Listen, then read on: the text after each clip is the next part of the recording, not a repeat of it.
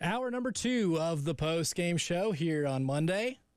Elijah Campbell here with Mike Uva filling in for Jay Phillips on the first day of Texas and Oklahoma's official SEC membership. It is also Bobby Bonilla Day, so happy Bobby Bonilla Day for those who celebrate. I certainly celebrate, but I'd like to celebrate by getting paid over $1.1 million annually for not doing anything.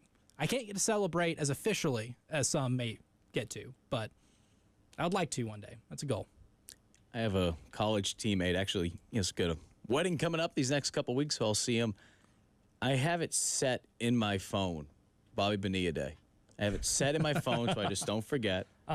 In the group chat, every year it's the same thing. I have a video that I found a couple of years back. If you remember, like the Six Flags, the old man that would come off the bus and just start dancing, they put Bobby Bonilla's head on it, and he starts dancing, and they added some animations around it. So I woke up to a text this morning. He must have been up really early, and he's like, all right, Uva, let's just get it over with. Let's just get it over with. So he got the annual video. I came across this, though. How about this? And I know that this happens in sports, and Bobby Bonilla's contract, when you're talking about the payments, being able to get paid for as many years as he's going to be able to. I think it's, through 2035, if I'm not mistaken. He'll be 72 years old when he's done with the payments. So according to ESPN, here's just a couple other players, some baseball players that are still getting paid every July from their former teams. Ken Griffey Jr. Go Reds. He's making 3.5. He's getting paid. He got paid $3.59 million today. Wow. Okay. Manny Ramirez, $1.96 million today. Oh, wow. That's in Bobby territory. That's a little more. That's actually what, $3,000 more dollars? Bobby? Matt Holliday, $1.4 million. Now I'm starting to go up with some of these. I got two more. Chris Davis, Orioles, $9.16 million. Ooh, that's disgusting. Oh, it gets. That's if you think that's disgusting, gnarly. Well, I saved the best for last. Ryan Braun is getting paid today $18 million from the Milwaukee Brewers. Oh, that's disgusting. That's what Klay Thompson's going to make next year with his new deal with the Dallas Mavericks. He last played in 2020, and he's getting paid $18 million. Oh, man. Every July. Yep. There you go. Ryan Braun, still $18 million. This might have to be now Ryan Braun Day. I mean, we have to go back and do the calculations out, but... Exactly, yeah. There's some ridiculous deferred payments. And I think, in 2035, the Dodgers are going to start paying Shohei Ohtani like $68 million annually. That's how far back their deferred payments are. They're only paying him a couple million now. So smart. I mean, yeah, if you're Shohei Ohtani, you can retire early and be like, all right, no matter what, I can suck. I can quit playing. It doesn't matter.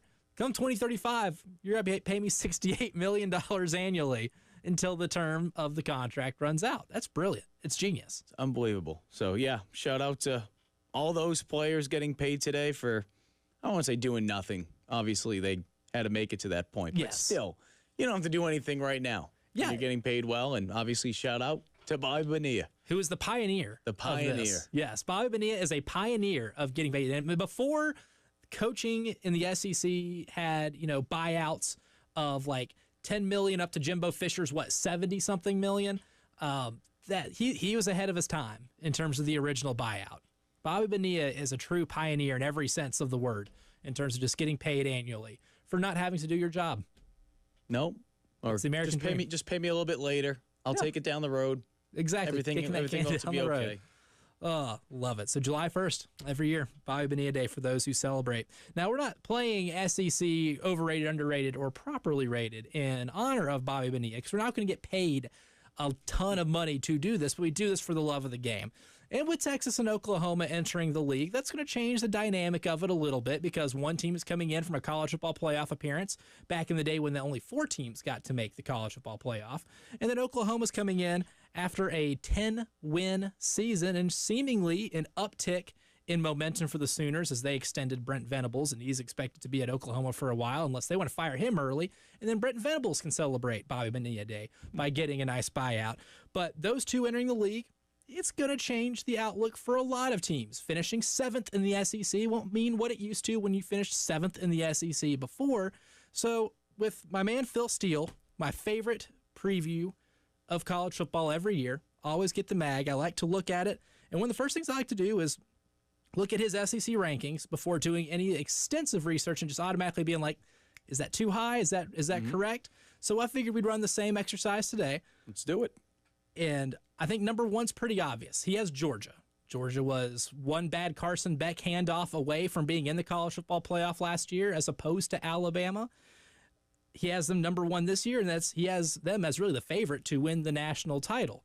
Mike Uva, do you think he is overrating Georgia, underrating Georgia, or he has gotten it right with the Bulldogs? It's going to be tougher, right? It's going to be tougher for them. I'm not going to be as surprised if Georgia is playing in the SEC championship and they have an extra loss than what we're accustomed to seeing. Maybe two. Or two. Simply because, like we just talked about. I mean, I don't have their schedule in front of me, but the point being is, like, it's going to be a gauntlet. Like, we know that. And you look at some of the other changes that are taking place in the SEC. Alabama, what does that look like, right? For so many years, kind of like the Patriots, we just assumed they'd always be there to the end. And that's not to say Alabama just falls off a cliff completely. I think you'd be crazy to just think, all right, yep, Alabama, same as not there anymore. Up, Alabama's not going to be. It's going to take some time. Now they could still go 8-4, and as we know, 8-4 throughout the majority of the SEC would be like, all right, that's a pretty good season. Mm-hmm. Alabama, all hell could break loose. Standard's not the same. Yeah. So, it's a totally different standard. No, I think with Georgia, I think that's fair. I think it's pretty spot on. I think so too, because I genuinely do believe they have the best. I think they have the second best roster in the country, but the first best does not reside in the SEC. I'm obsessed with Ohio State's roster, and they're truly championship or bust. And I think Georgia kind of is too, but this might be the year that they can be 10-2 going into the SEC championship game, still be the favorite in the SEC championship game, and still be the favorite to win the national title because they start off with Clemson and Atlanta. Now, they're going to start off like 16-point favorites, but I think that game might actually end up being a little closer because you get them in September, or it could be a blowout because we saw what they did to Oregon a few years ago, and Oregon ended up being really good.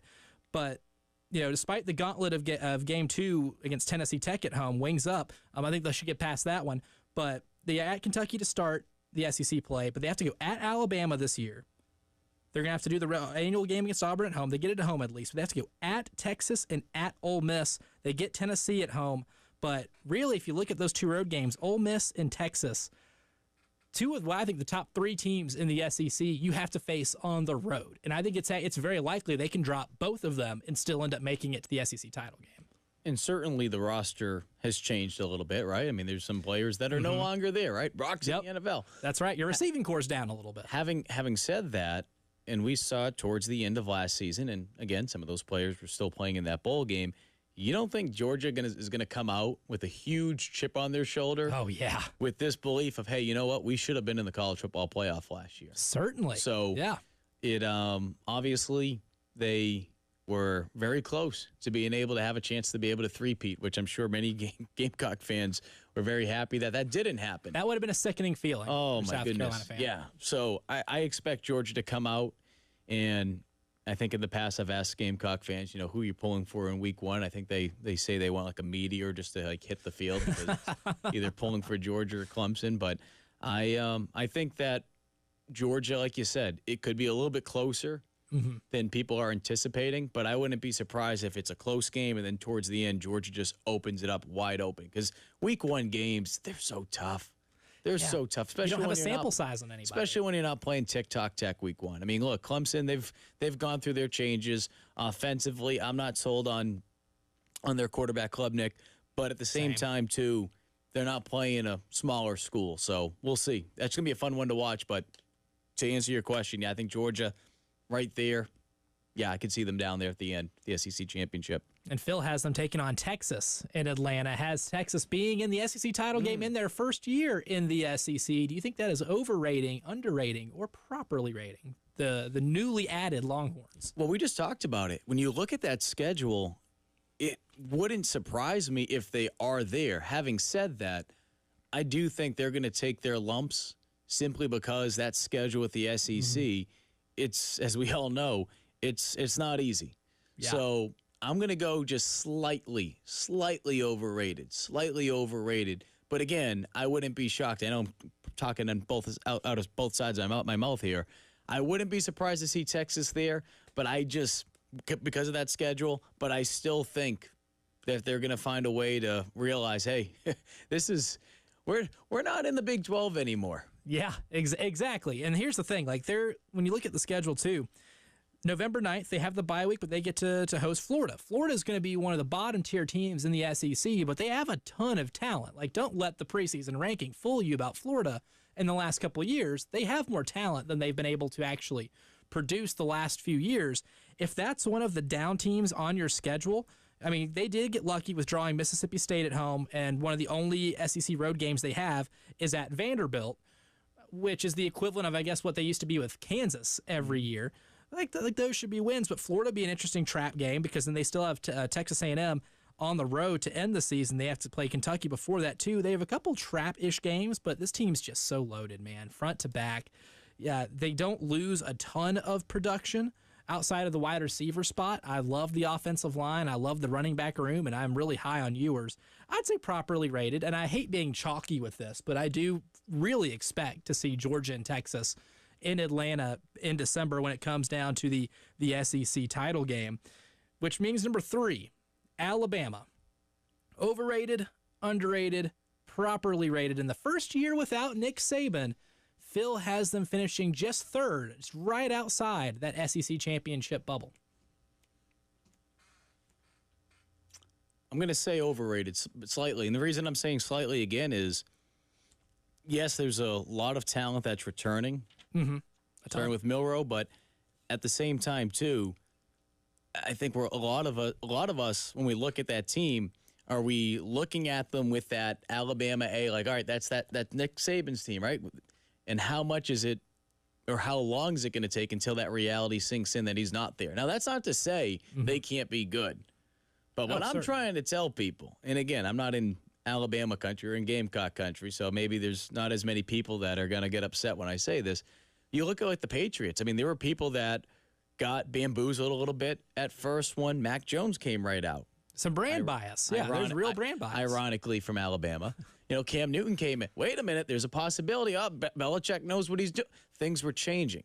Now, obviously, that was one player versus losing a whole head coach, and arguably the greatest head coach in all of college football. So, they're going to take their lumps this year. They are at some point, but I still think they're going to be one of the better teams. Like, again, I don't think Alabama's going to fall off a cliff completely, but when you look at that conference and you just look at some of the changes, maybe some of those games that Alabama, those close games, Alabama would find ways to win.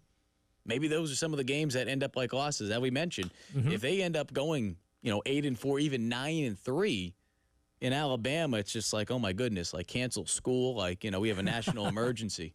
Yeah, I mean, even last year, look, as good as they were the beneficiary of some luck. I mean, they beat Auburn by 3, beat Georgia by 3. We all know how the Auburn game ended. It takes a little luck to win that one. Only beat Arkansas by 3. Texas A&M was a 1-score game. And so, I mean, you look at it, and South Florida was a 1-score game until the last 2 drives. That's about 4 or 5 1-score wins that they had last year. There was a little bit of a drop-off, but it took Jalen Milroe getting better. It took that offensive line getting a little better. But they lost a lot in terms of the receiving core. I'm not too terribly excited with the pass-catching group. I think Kalen DeBoer is a great coach. I think he might even get him one at Alabama in terms of national titles one day. I just don't think that year is this year. I don't think they finish in the top 3. So I'm saying Alabama's a little overrated because their schedule does them no favors. There you go. You're not just taking shots. Yeah. There you go. Yeah, exactly. I'll say I'm not just taking shots at them because the schedule, man, at Wisconsin, not a gimme. Georgia's at home. South Carolina maybe can push them a little bit, but they have to go at Tennessee. We saw what happened last time they had to do that, and Tennessee will be better. They have Missouri, who I think is going to be really good at home. They have to go at LSU, at Oklahoma. It's going to be tough. There's a real possibility that Alabama goes 8-4. I'd say it's more likely they do that than play in the SEC title game. And we'll see how the Townies in Tuscaloosa take that after year 1 without Nick Saban. But we have a whole lot more LSU, Missouri, South Carolina, other schools that we'll get to with overrated, underrated, or properly rated as the post-game show rolls on.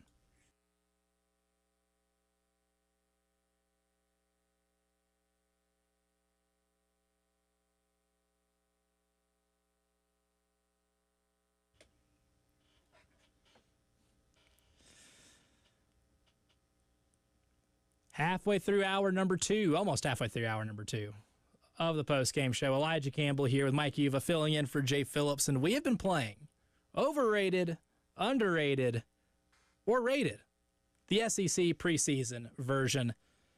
And Mike and I are pretty much on the same page for a lot of these. So far, we got through Georgia, Texas, and Alabama.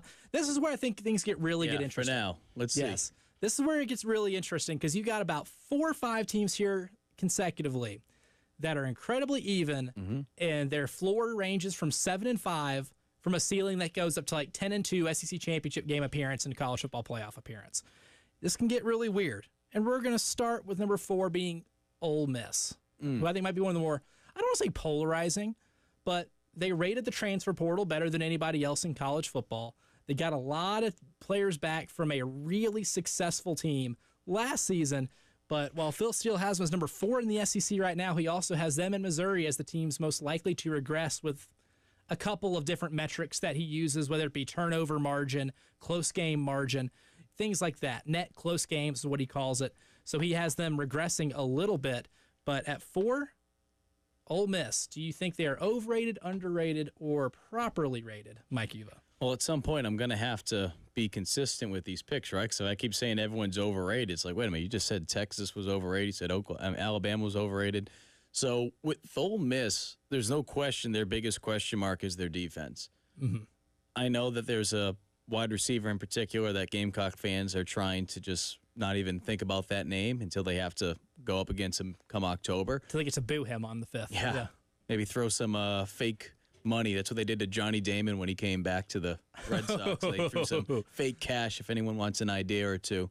There you go. That's good. Oh, man, you imagine walking into Williams-Brice and just seeing just fake cash just I'm telling you, that's the game I'm most excited for. I mean, we've seen pettiness with TCU. I don't know if you saw that video today with them making a video saying so long, partner, using Toy Story. It was on Twitter, saying so long, partner, to Oklahoma and Texas.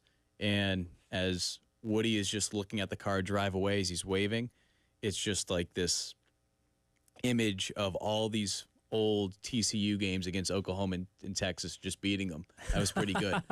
But I love it. I think with Ole Miss, though, they do have some other good receivers other than Juice in that room. And I think more than anything, too, I think they will find a way to finish a little bit higher.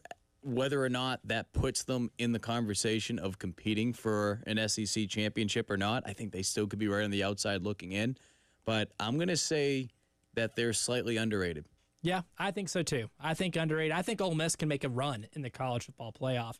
As good as Juice Wells was a couple of years ago, I think you can make the case he's the 3rd best receiver on this team behind Jordan Watkins and Trey Harris. And Trey Harris might be one of the best receivers in the entire conference. He's an absolute stud. I like Jackson Dart a lot. I like the offensive line. And a couple weeks ago, I was doing a study of South Carolina's defensive line to see if it does stack up to one of the best in the SEC. And I just used Pro Football Focus, run defense and pass rush grades as a frame of reference. And I went through every team's projected 2 deep in the conference, and I did the average score of their rush defense and pass rush grades, from last season. Just an average of every 2 deep that's going to play. And there was only 3 teams that were top 5 in both run defense and pass rush.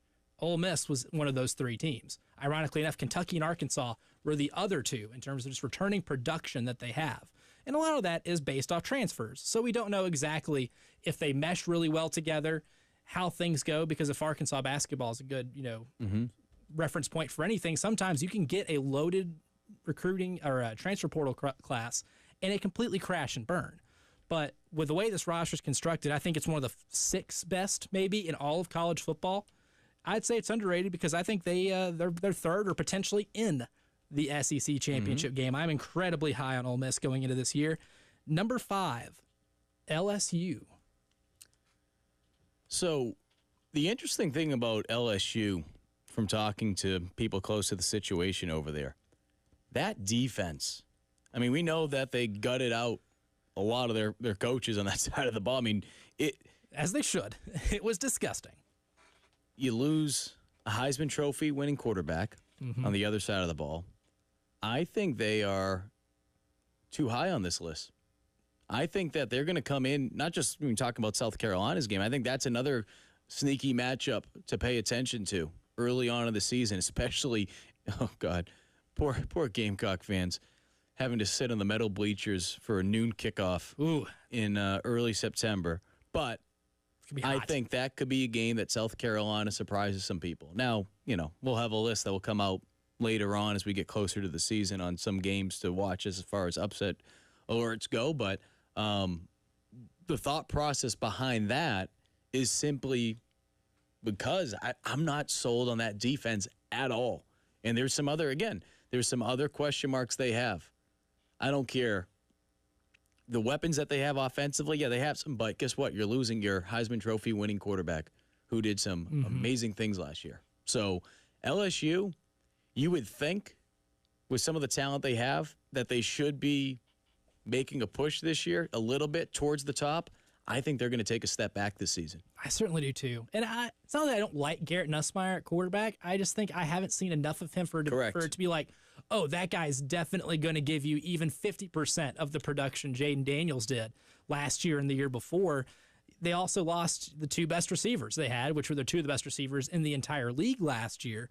It's just way too much on the offensive side for me to replace. And even as bad as that defense was, they only returned 6 starters. It's unbelievable. On that really bad defense. And, maybe Blake Baker, the defensive coordinator they stole from Missouri, and that they're going to make one of the highest paid coordinators in college football, gets something out of Harold Perkins. But I'm not banking on it, especially this year. Harold Perkins is such a tweener where you don't know if you need to put him on the line more or put him in, coverage or, be a full-time linebacker. There's a lot of question marks with this LSU team where I don't feel comfortable making them even a top 6 team in the SEC. And I'm like you. I mean, the South Carolina game for them is no gimme, and neither is the game against Southern Cal to start the year. I know Southern Cal's got a ton of question marks, but if Miller Moss is even a third of what he looked like in the bowl game against Louisville, where he threw for 6 touchdowns, which he can be, highly touted prospect coming out of high school, then maybe he could end up springing an upset on a defense that couldn't tackle anybody last season and was just a total turnstile for 12 games. So we'll see, but I don't think they're going to finish in the top 5 of the SEC, and I don't think it's really particularly close. One team that surprised a lot of people last year was Missouri. Phil Steele has them at 6 going into this year. Overrated, underrated, or properly rated? I'm going to go slightly underrated. I don't know what it is about Missouri, and I know Gamecock fans, they're hoping that they can find a way to put their Missouri woes behind them. That's obviously going to be, interesting to see how things play out this year. But but there's something about Missouri. I don't know what it is. I look at them and I'm trying to learn my lesson because I did say some things about Missouri last year at SEC Media Days, and my words got rightfully thrown back in my face. But when I look at Missouri, it doesn't make sense to me sometimes. But at the same time, too, they just find a way. They just keep finding ways to just build and build. So I don't know what the ceiling is ultimately for this program. I'm not saying that they're a team that is going to be back in the SEC championship game like they were many years ago. When they first got into the league. Yeah. Obviously, like we talked about before, it's tougher now than ever because there's no divisions. But I do think that they're going to do a little bit better than what Phil has them at right now. Yeah, I think a rare middle of the road properly rated with Missouri because the offense is going to be fantastic. And it's going to be an absolute light show with what they do to scoreboards across college football. But they only return 5 defensive starters, and I'm not thrilled with the defensive backfield. I think teams are going to be able to throw on them, and unfortunately for them, A&M's going to be a lot better in the passing game this year. Alabama will be maybe a little better in the passing game. Oklahoma will be better in the passing game. And I think Mississippi State will be a little better than expected in the passing game just because Jeff Lebby is the head coach and he's the architect of that offense. Yep. I think that might give them some trouble. Not saying you're going to lose to them, but they'll have more trouble and they'll have to win a lot more shootouts. And because of that, the only reason I think they might be properly rated at 6th in the SEC. More to come on rating teams in the league with Texas and Oklahoma as the postgame show continues.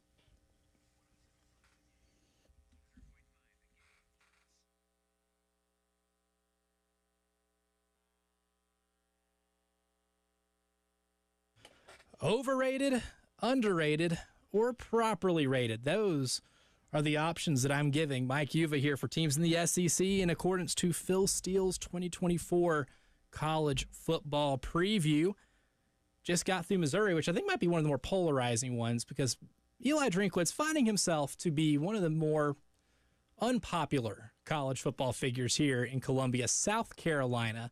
And I think he might have taken his place as the number one SEC villain for this Gamecock football fan base. If he's not number one, then Mark Stoops is right there. Has to be, right? And I think just because of how things have transpired going back to SEC Media Days 2 years ago in Atlanta, and the fact that the Gamecocks have been able to beat Kentucky in back-to-back years, there's certainly some animosity between the two programs. Now, publicly speaking, whether it be Shane Beamer, whether it be some of the players, whether it be some of the coaching staff at South Carolina and vice versa, when they're in front of the cameras, yeah, they might try to downplay it. But I can tell you from talking to people behind the scenes, at least from a Gamecock perspective, and then talking to people that know what's going on in that Kentucky building, yeah, put it this way, neither coaching staffs are going to be sending Christmas cards to each other, anytime soon. So the animosity is real. Yeah, and I think, too, the fact that South Carolina leaned into that so much, the tremendous job that Justin King and his creative media department do with the videos and just some of even the small details,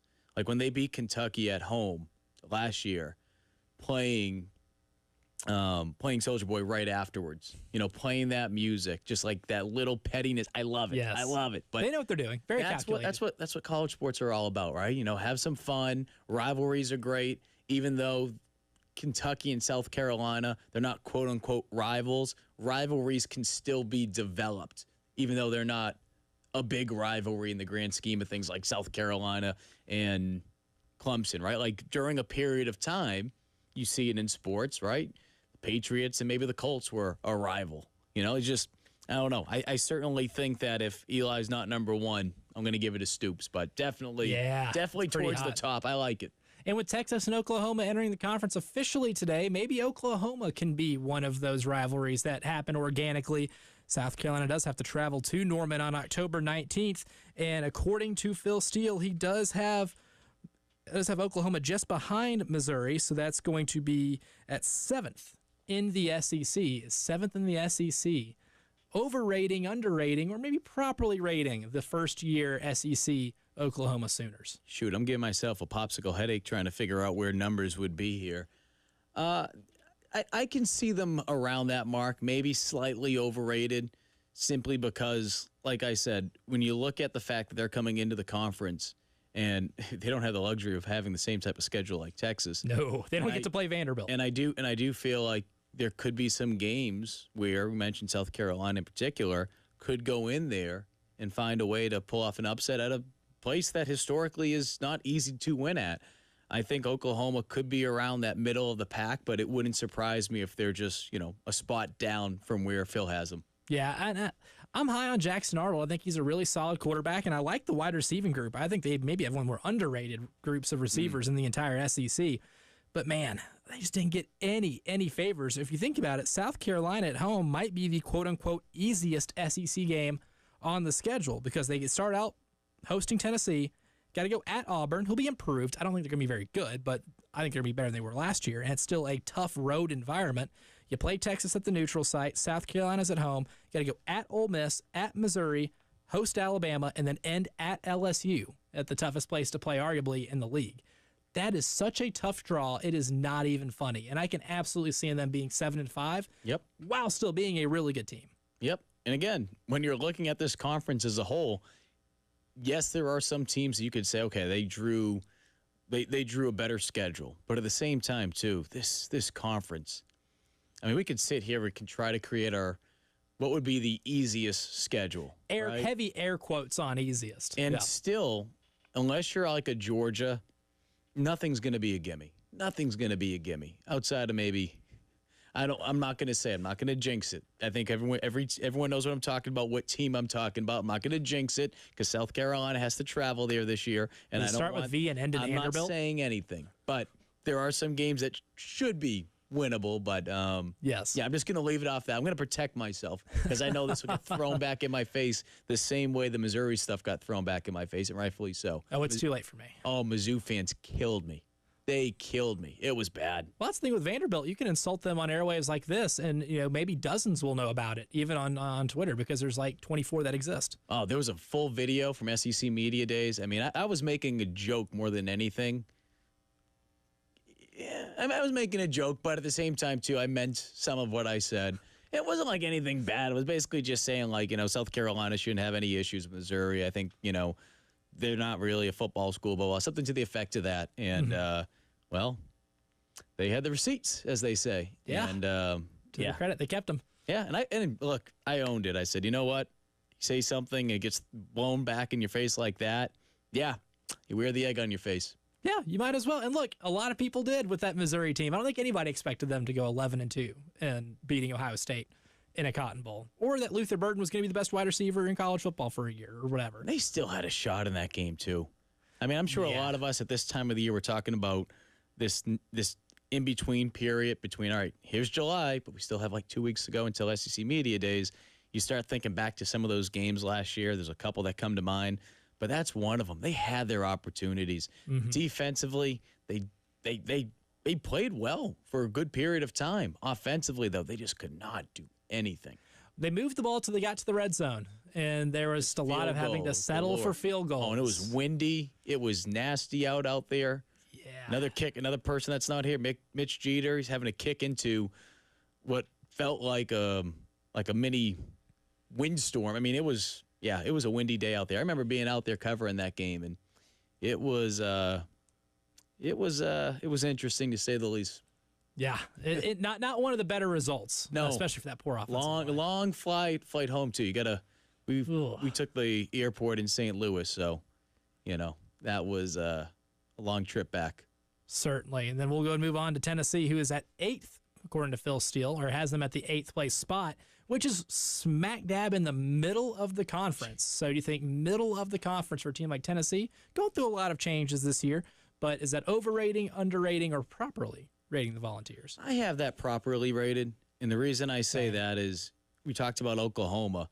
Like, if you ask me who I think is going to have a better year, maybe it's just me. I like Tennessee just a little bit better, and maybe it's just because they've gone through this schedule before. Yes, there's so many changes, as you alluded to, but I think they'll be a middle of the pack team. If they're not exactly 8th, I could see them in that vicinity, 6, 7, 8, something around there. They're one of the hardest to project because I do think firmly they're in the middle of the road in the SEC. And when you look at games at Oklahoma, that feels like a toss-up. Yeah. Florida always gives them trouble regardless, so it's toss-up-ish. Alabama at home is a toss-up. Kentucky at home will be a toss-up. I don't think they're going to win at Georgia, but then even the non-con, they do have a game in Charlotte against NC State on, September 7th? That almost feels like a toss-up. Like, this team has a wide range of possibilities of how they end, and I like Nico Iamaleava. I don't know how in year one of a system like that, someone his age, because he's still really young and true sophomore, is going to be able to pick it up. And he looked all right in the bowl game. He ran better than what he passed for in the bowl game against Iowa. And Iowa played a lot of players, so you got a good sample size of what he is against good defenses. We'll see. But I do think James Pierce, edge rusher on the other side of the ball, might be the best player defensively in the SEC. I think that's going to make a pretty 7, big 8, 9. I think I said 6. I just want to protect myself. Tennessee's not going to finish 6. I have them 7, 8, 9. I could see them in that ballpark. Exactly. I think 8th properly rates them about as well as you could properly rate a team that's in the middle of a conference like this. Yep, I can see them on their best day. They can beat one of the top 7 teams. On their worst day, they can lose to a Kentucky, a South Carolina if they were on their schedule. They could definitely. Hypothetically speaking, I mean, they could go to Columbia and give up like 63 points or something. I can see exactly. that. Yeah, hypothetically speaking, of course. Maybe judging on a little bit of history, they could go give up 63 and just get completely run out of the building in a game that they needed to get to the college football playoff. I don't know. We might have seen that before. Maybe some deja vu. We'll get into more specifically South Carolina, Texas A&M, and some others in the SEC as we round out hour number 2.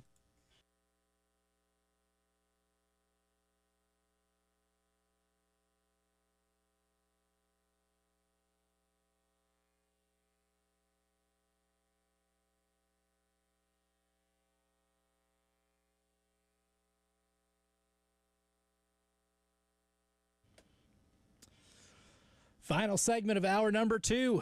Our final segment of playing overrated, underrated, or properly rated with Phil Steele and his projections of SEC teams for the 2024 season.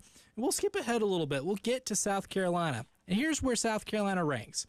We just got to Tennessee, so for those who missed it, Georgia number 1, Texas number 2, Alabama 3, Ole Miss 4, LSU 5, Missouri 6, Oklahoma 7, Tennessee 8, Texas A&M 9, Florida 10, South Carolina at 11, just a hair above Kentucky and Auburn. So, Mike, you hear those projections for the Gamecocks.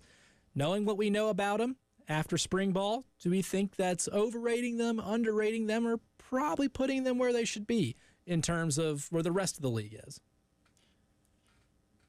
I would say this if I was working in a different market. I think they're slightly underrated. Now, I'm not going to go crazy and say, like, this is a team that's going to be competing in Atlanta for an SEC title or finishing in the top 4 of the conference. But I do think, I don't know, there's just something about that defense. And I know you mentioned, I do like the comments from Nick Eamon-Worry, just this defense and just what this defense could be this year. And granted, the defense could be phenomenal. It could be one of the greatest defense they've had in quite some time. As we all know, the offense will need to back that up. So when you look at the schedule, I get it. We all play the game where are you going to get your wins, right? You know, that's a win. That's a win. That's a lot. Oh, that could be a toss-up. I understand that. But again, the more I go back and I look at this schedule, there's more wins in there through toss-ups than the first time when I went through it a couple months back. Mm-hmm. So because of that, again, I think they're slightly underrated, but I'm not going too crazy saying, all right, get the band ready. Let's go down Main Street for a parade. Yeah, no, pump the brakes on that. Yeah, it's really tough because I think them and Kentucky are about as evenly matched as possible. And as of today, as of July 1st at 4:51 p.m., I still feel Kentucky has a good edge in that. I think in terms of ceiling, I think Lenora Sellers has a better ceiling than Brock Vandegrift does. But as of now, I think I just like Kentucky's weapons a little more on the offensive side of the ball, and I think both teams have a really comparable defensive line. I think Kentucky has a fantastic returning defensive line, and South Carolina has a fantastic returning defensive unit. You know, they have 8 returning starters, and I think they're really solid front to back, and there's really not a massive flaw on the defense right now, and I thought they did a really good job of addressing the edge rushing position in the transfer portal, and I think Dylan Stewart might be in the best 3, 4, 5 freshmen in the entire conference right now. But just because Phil has them a little over Kentucky, because I look, when you compare South Carolina with Auburn, I think they're definitely better than Auburn. Mm-hmm. I would take them on, whether they're playing here at Willie B or if they're on the Plains, I'm taking South Carolina. You look at Arkansas, I think they're 10 points better than Arkansas. Here or in Fayetteville, same thing with Mississippi State and Vanderbilt. The only team that I think I would take issue with if they're ahead of it is Kentucky. But we're going to see, because that game is going to determine a lot of things in the second week of the year. September 7th, you hate saying any game is a must-win on September 7th, but this is as close as it gets, just given the stretch that they go on afterwards. Because LSU, Ole Miss, at Alabama, at Oklahoma, A&M at home. I mean, you're not going to have, outside of Akron after the LSU game, you're not going to have what I would consider a game you're favored in until November 9th at Vanderbilt. And if you don't get that Kentucky game, getting to 6 wins can be pretty tough. But, you know, I don't see any reason why they couldn't in terms of, you know, pulling off upsets. Upset Oklahoma, upset LSU at least.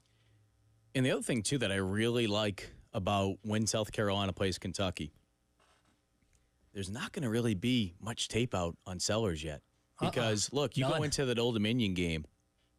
I'm not going to sleep on Old Dominion after what took place a couple of years ago against Virginia Tech. I'm not saying that South Carolina should be worrying about losing that game. But what I'm hoping is that South Carolina is able to get out to a comfortable lead enough where you're not going to have to play Sellers for the majority of the game, and you're not going to have to show too much. I think that's 2 things that, you know, if you're able to get the win outside of making sure that no one gets hurt. If you can do those 2 other things, great.